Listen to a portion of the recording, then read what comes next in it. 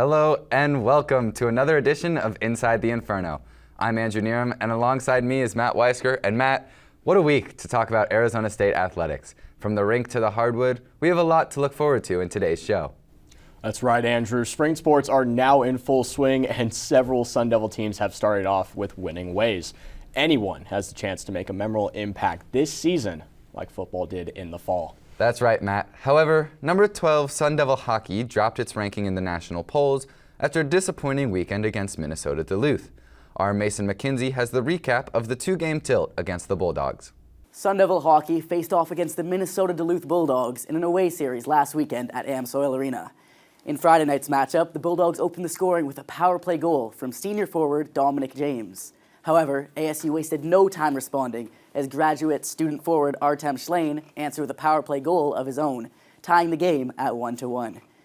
In the second period, Arizona State graduate student forward Lucas Sillinger gave his team a short-lived 2-1 lead. Moments later, the Sun Devils went on the penalty kill and gave up a power play tally, sending the game to overtime. The Bulldogs secured the win and ended the Sun Devils' record-setting road win streak of 6 games. On Saturday, the Maroon and Gold once again had a close game, where ASU came out with a shootout win and a 3-3 tie to collect the extra point. Schlein showed up in clutch, scoring 2 goals and extending his point streaks to 4 games. Sillinger provided assists on both second-period goals. Arizona State has now won 3 of 4 meetings against Minnesota Duluth this season. Back to you guys at the desk. Looking ahead on the ice, our Jesse Davis joins us in studio to preview the matchup against the number 3 Western Michigan Broncos. And Jesse, this is a 22-win team coming to Tempe. What does Greg Powers' squad need to do to give themselves a chance to regain first place in the National Collegiate Hockey Conference? Great question, Matt. ASU enters the weekend in second place in the NCHC standings, with its sights set on sweeping its last home series of the regular season. The biggest key for the Sun Devils is getting off to a fast start.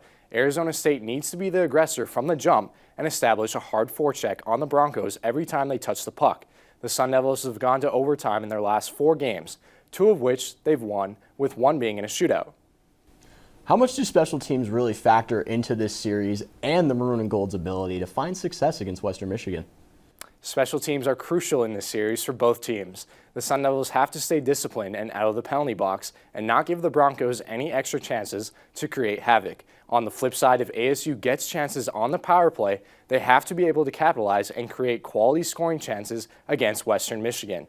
The Sun Devils enter the series with the 3rd best power play in the country, operating at 28%. Meanwhile, the Broncos have the 2nd best penalty kill at 91%. So special teams could be what makes a difference in this series. Of course, and who would you say are some key players for both teams that could really tilt the momentum of the games in their team's favor? Well, Matt, there is no shortage of talent on both sides. Graduate student forward Lucas Sillinger leads Arizona State with 32 points on the season, and following not far behind is graduate student forward Artem Schlein with 31. Western Michigan has a rock-solid goaltending tandem between graduate student goalie Cameron Rowe, who has a 1.87 goals against average, and freshman goalie Hampton Slakinski, who boasts the 2nd best goals against average in the country at 1.57. Look for all of these players to make big impacts in the 2-game series, as the hunt for the number 1 seed in the NCHC looks to come down to the wire. Back to you guys at the desk. Thank you for that, Jesse. We appreciate your time and opinion as always. And thank you, Matt, for that interview. It should be an exciting future for Sun Devil hockey with the Western Michigan series, followed by a 2-game series in Omaha and the NCHC playoffs. Turning our attention to spring sports, ASU baseball has started off hot, sweeping its home opening series against Ohio State and starting 4-0 on the season. Our Adam Cunin has a preview of what's to come this weekend. Thanks, Andrew. On the heels of a 4-0 start to the season, Arizona State baseball looks to stay unbeaten this weekend in a 3-game series against the Oral Roberts Golden Eagles. The Sun Devils hope to stay hot offensively after posting 38 runs through their first 4 games. The Golden Eagles did hold Arkansas Pine Bluff to just 2 runs across 3 games in their opening weekend sweep, but they'll have their hands full with this stacked ASU lineup. Leading the charge at the plate is redshirt sophomore outfielder Brandon Compton. After a slow start on opening night, Compton responded in a big way the last 3 games. He walked it off for ASU on Saturday with a 2-run RBI double in a 7-6 Sun Devil win. Through 4 games, he's averaging a .462 batting average to pair with a whopping 9 RBIs. The gaudy numbers landed Compton Big 12 Player of the Week honors as he continues to prove why he is a rising prospect in this upcoming MLB draft. On the bump, ASU will try to match their performance from Monday when the Sun Devils held Austin Peay to only 3 runs in a 5-3 win over the Governors. The pitching has been rocky at times, especially from the bullpen, but against a team that doesn't boast a potent offense, the staff has a chance to get back on track this weekend. Overall, it should be another fun weekend at Phoenix Municipal Stadium. It's likely junior left-handed pitcher Ben Jacobs will get the start for ASU with first pitch set for 6:30 p.m. local time. Back to you guys at the desk. Thank you for that, Adam. It's always great to have your insight on the show. Now turning to the women's side of the diamond, softball is coming off of a loss against Grand Canyon with its biggest test coming up against a prominent SEC foe. For more on that, our Tyler Wargo has a preview of the team's doubleheader today. Thanks, Matt. Arizona State softball walks into the 2025 Sun Devil Classic this weekend holding a 7-4 record. The Maroon and Gold will start their 3-day event by hosting number 3 Florida this afternoon. The Gators are not only a top 3 team in the country, but also 13-1 to start their season. Florida was on a 13-game winning streak until they dropped their last game to Duke.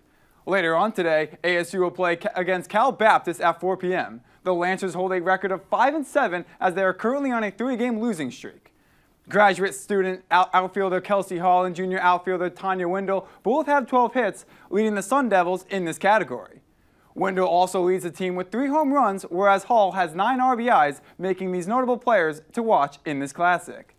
The Sun Devils ended the Littlewood Classic with a 4-2 record in the tournament after defeating 2 ranked teams.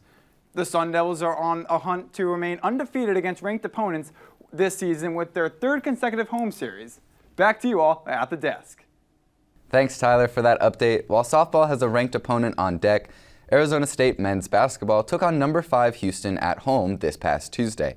After a double overtime loss to number 12 Texas Tech and a tough loss to TCU at home, the Sun Devils were looking to upset the Cougars. A 10-2 start for Houston was answered quickly by ASU, and 7 minutes into the game, the Cougars had a 2-point lead. However, this was the last time that the game was close. Including an 11-1 run, Houston outscored Arizona State 32-18, finishing the half with a commanding 16-point lead. The Cougars maintained their double-digit lead all throughout the second half of play, with their biggest lead of 23. But the damage was already done from the first half as the Sun Devils fell 80-65 and lost their 6th straight game. Senior guard Alston Mason led the Sun Devils in scoring with 26 points, but Houston shot 48% from 3 and cruised to victory. Bobby Hurley's team dips to a 3-12 record in Big 12 play. However, despite men's basketball struggling recently, Arizona State athletics is in full gear now for the spring, and it should be an exciting semester to activate the Valley. And that will bring our show to a close. Matt, it has been an honor to share the desk with you. And same to you, Andrew. There's no one else that I would rather work with in my debut on the desk. Be sure to stay up to date on our in-depth coverage of ASU athletics throughout the year and on our website, infernointelmedia.com, and on social media at InfernoIntel. For our entire crew and my co-host, Andrew Neerum, I'm Matt Weisker. Thank you for tuning in to another episode of Inside the Inferno.